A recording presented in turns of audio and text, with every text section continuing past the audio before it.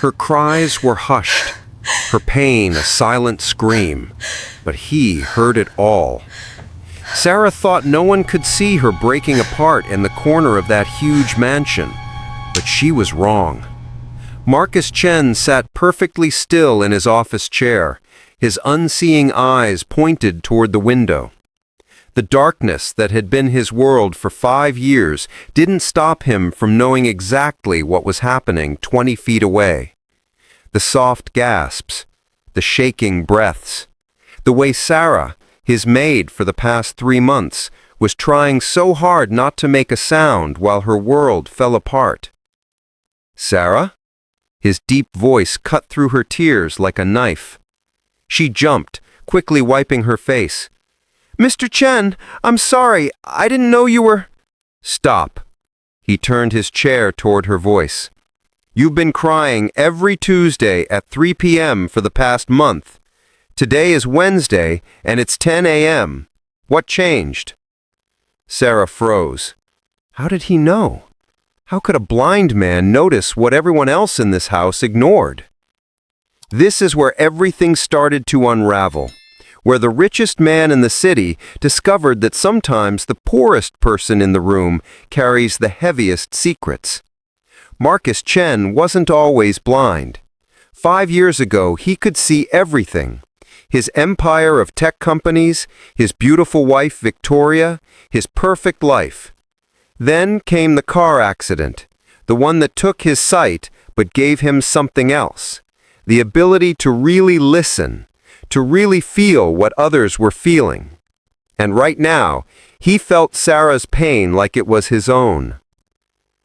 I need to get back to work," Sarah whispered, her voice cracking. "No." Marcus stood up, his hand finding his walking stick. "You need to tell someone what's happening, and since I'm the only one who noticed, it's going to be me." Sarah watched this powerful man, this billionaire who could buy anything except his sight back, walk toward her with more care than anyone had shown her in years. "Why do you care?" she asked, her voice so small it almost disappeared. Marcus stopped 3 feet from her. Even blind, he knew exactly where she stood. "Because I know what it's like when everyone looks at you, but nobody really sees you." That's when Sarah's phone buzzed. She looked at the screen and her face went white. "I have to go," she said, panic filling every word. "Sarah, wait!" But she was already running. Marcus heard her footsteps fade, heard the front door slam, heard his driver calling after her. Something was very wrong. "James!" Marcus called to his driver. "Follow her, now!" "Sir, you have a meeting with—" "Cancel it. Follow her and tell me everything you see." 20 minutes later, James's voice came through Marcus's earpiece. "Sir, she's at City General Hospital. She's in the children's ward." Marcus's heart dropped. "Children's ward? Take me there, now." The hospital smelled of sadness mixed with cleaning products. Marcus hated hospitals. They reminded him of the months after his accident, the doctors telling him he'd never see again, Victoria crying in the corner when she thought he couldn't hear. James led him through the halls. "Room 302, sir. She's in there." Marcus heard Sarah's voice through the door, soft and broken. "Mommy's here, baby. Mommy's always here." He knocked gently. The door opened and Sarah gasped. "Mr. Chen, why are you— Who's sick, Sarah?" She was quiet for so long that Marcus thought she wouldn't answer. Then, in the smallest voice, "My daughter, Lily. She's 4. Marcus felt the world shift. In 3 months of working in his house, Sarah had never mentioned a daughter, never asked for time off, never been late. "Can I come in?" Sarah stepped aside. Marcus entered, his stick tapping softly. He could hear the beeping of machines, the whisper of oxygen, the tiny breaths of a very sick child. "What's wrong with her?" he asked gently. Sarah's voice broke completely now. "Cancer. Brain cancer. The doctors say, they say she needs surgery, special surgery, that costs more money than I'll make in 10 lifetimes. I work 3 jobs, Mr. Chen. I clean your house, I clean offices at night, I work weekends at the diner. But it's never enough. It's never ever enough." Marcus stood very still. 3 jobs? "I never miss work at your house. I promise I—" "That's not what I'm asking." Marcus turned toward the sound of the little girl's breathing. "Can I meet her?" Sarah guided him to a small chair beside the bed. Marcus sat down carefully. "Lily," Sarah whispered, "there's someone here to meet you." A tiny voice, weak but curious. "Who are you?" "I'm Marcus. I work with your mom." "My mommy is the best," Lily said, and Marcus could hear the smile in her voice despite the pain. "She tells me stories about the big house where she works, about the man who sees with his heart instead of his eyes." Marcus felt something crack inside his chest. "She told you about me?" "She says you're magic, that you know things even when you can't see them." "Lily needs surgery next week," Sarah interrupted, her voice desperate. "If she doesn't get it, the doctors say we're running out of time. But the insurance won't cover it because it's experimental, and I've tried everything. I've begged everyone. She stopped talking, but Marcus heard what she didn't say. He heard the weight of every rejection, every closed door, every prayer that went unanswered. "How much?" he asked. "Mr. Chen, I'm not asking you for—" "How much, Sarah?" $800,000. The room went quiet except for the beeping machines. Marcus pulled out his phone, his fingers finding the right buttons by memory. "James, call Dr. Harrison at Mount Sinai. Tell him I need the best pediatric neurosurgeon in the country here tomorrow." He paused. "And call my accountant. I need $800,000 transferred immediately." Sarah made a sound like someone had punched her. "Mr. Chen, no, I can't." "It's done." "But why? Why would you do this?" Marcus was quiet for a moment. Then he said, "Can I tell you both a story?" Lily's weak voice piped up. "I love stories." 5 years ago, Marcus began, I could see everything. I had all the money in the world, a big company, a beautiful wife.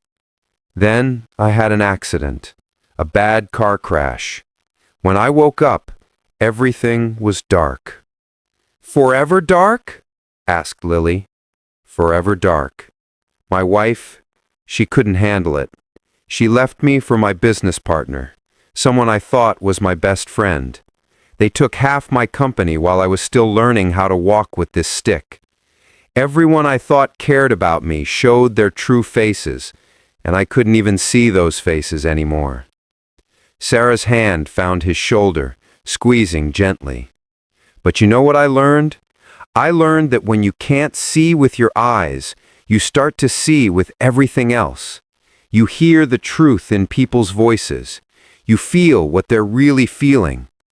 And for 3 months, Sarah, I've felt you carrying the weight of the world while everyone else walked past you like you were invisible.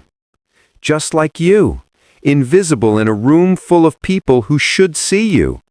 "Exactly."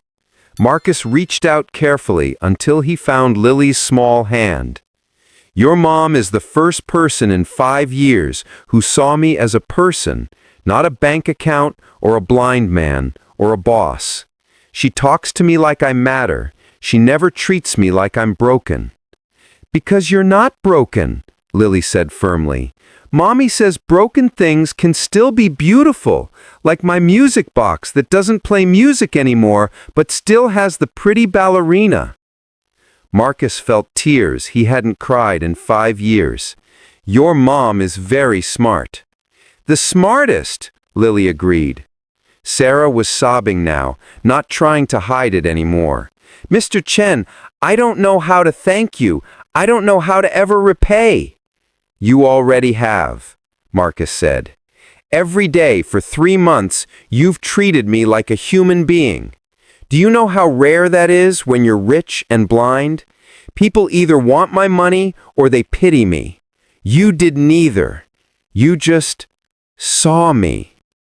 The next day, the best doctors in the country arrived. They ran tests, they made plans, they gave hope where there had been only despair. The surgery was scheduled for Friday. But Wednesday night, something happened that changed everything. Marcus was sitting in his office at home when his security system alerted him to movement in his private safe room, the one only he and Victoria had known about. But Victoria had been gone for 5 years. He called security.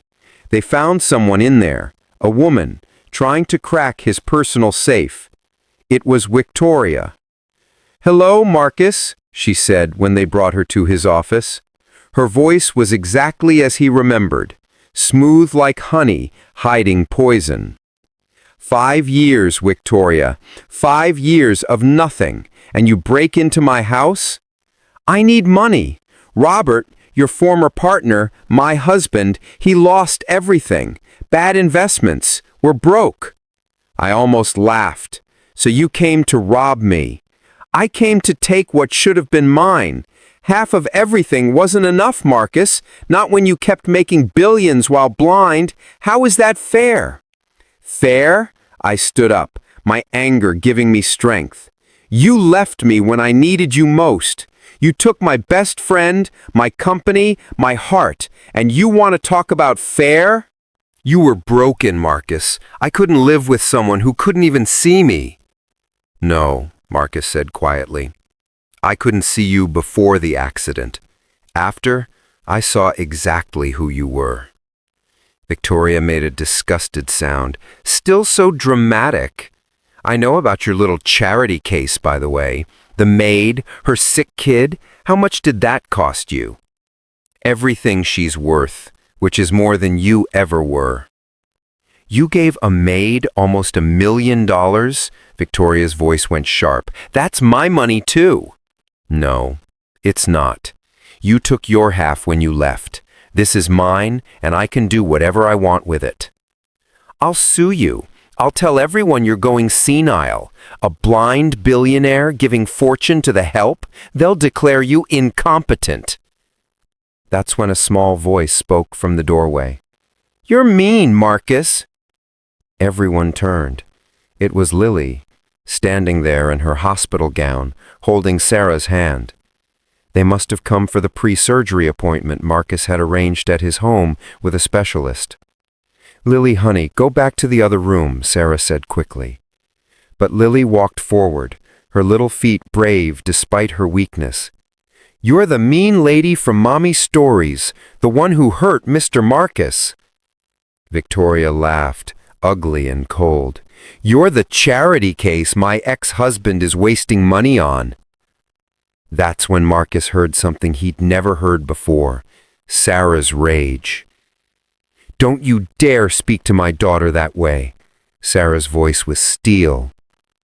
You want to know the difference between you and us? We might be poor, but we know what love is. We know what loyalty means. You had everything, and you threw it away because it got hard.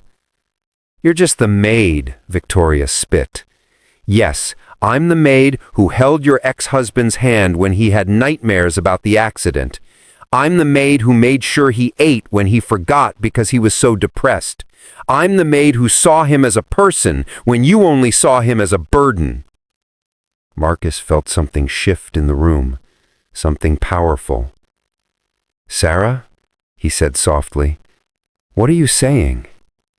Sarah's voice got quiet but strong. I'm saying that for 3 months you've been more than a maid. You've been... He stopped, searching for words. You've been my eyes, not to see things, but to remember that there are still good people in the world. Sarah stepped closer. Marcus could feel her warmth, smell the vanilla lotion she always wore, and hear her heart beating fast. "And you've been our miracle," she whispered. "Mr. Marcus," Lily's sleepy voice interrupted, "will you come to my surgery? Mommy will be scared, and you're good at making people not scared." "Nothing could keep me away," Marcus promised. Friday came fast.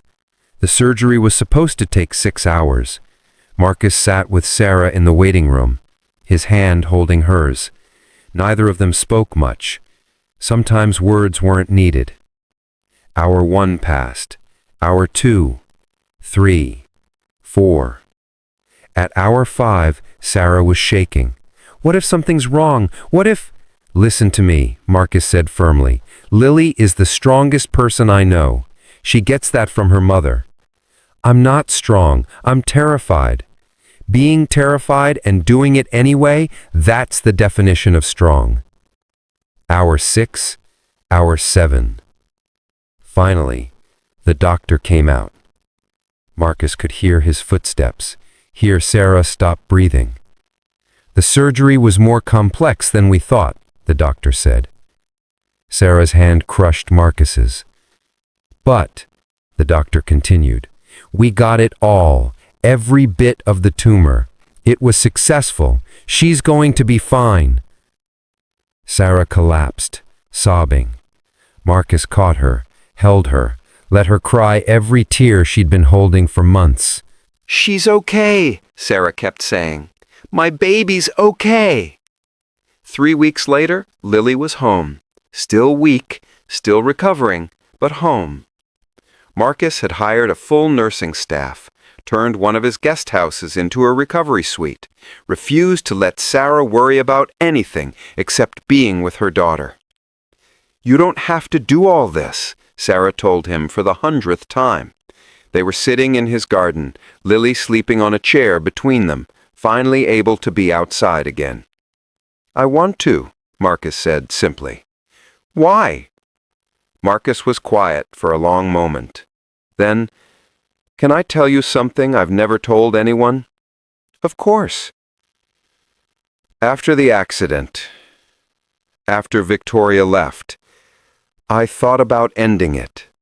What's the point of billions of dollars if you're alone in the dark? What's the point of anything if no one really sees you? Sarah's hand found his. "But then you came to work here, and you did this thing. Every morning you'd describe the sunrise to me, not because I asked, just because you thought I might want to know what color the sky was. 'Mr. Chen,' you'd say, 'today the sun is painting the clouds pink like cotton candy,' or 'the sky is the kind of blue that makes you believe in hope.' I didn't know you were listening. I lived for those descriptions. They made me see again, not with my eyes, but with my heart. You gave me back color in a black and white world." "Marcus," Sarah's voice was soft. "I'm in love with you, Sarah. I have been for months. I know I'm your boss. I know it's complicated. I know you might not feel—" She kissed him, soft, gentle, like she was afraid he might break. "I've loved you since the day you asked me about my favorite book," she whispered. "No one had asked me anything about myself in years. I was just the maid, invisible, unimportant. But you wanted to know what I read, what I thought, who I was." "Mommy," Lily's sleepy voice interrupted, "are you kissing Mr. Marcus?" "Yes, baby." "Good," Lily said happily. "Does this mean he can be my daddy? My real daddy never came to see me, not even when I was sick, but Mr. Marcus came every day." Marcus felt his heart explode.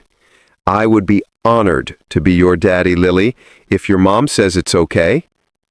"What do you think, baby?" Sarah asked her daughter. "I think," Lily said seriously, "that sometimes families aren't about eyes that match or blood that's the same. Sometimes families are about hearts that fit together like puzzle pieces." Marcus pulled both of them close. "When did you get so wise?" "When I was sick, I had lots of time to think, and I thought about how you can't see with your eyes, but you saw Mommy crying, and how Mommy could see with her eyes, but she saw your heart, and how I was sick, but I could see both of you belong together." 6 months later, Marcus stood at the altar of his garden, James as his best man, waiting. He could hear the music start, hear the guests whisper, hear footsteps on the petal-covered path. "She's beautiful, sir, absolutely radiant." But Marcus didn't need to see Sarah in her wedding dress to know she was beautiful. He felt it in the way she walked, confident now, not scared. He heard it in her breathing, calm, happy, sure. He knew it in the way Lily giggled as she threw flower petals. "Do you, Marcus Chen, take Sarah Williams to be your wife?" the officiant asked. "I do. I absolutely do." "Do you, Sarah Williams, take Marcus Chen to be your husband?" "I do, with all my heart." "Can I say something?" Lily's voice piped up, making everyone laugh. "Of course, sweetheart," the officiant said. "Mr. Marcus, Daddy, you saved my life, but Mommy saved yours too. She helped you see that being blind doesn't mean you can't see. And you helped her see that being poor doesn't mean you're not valuable. So I think you saved each other, and that's what families do." There wasn't a dry eye in the garden. As Marcus kissed his bride, as their guests cheered, as Lily hugged both their legs, he thought about how strange life was. He'd lost his sight, but gained vision. He'd lost his wife, but found his soulmate.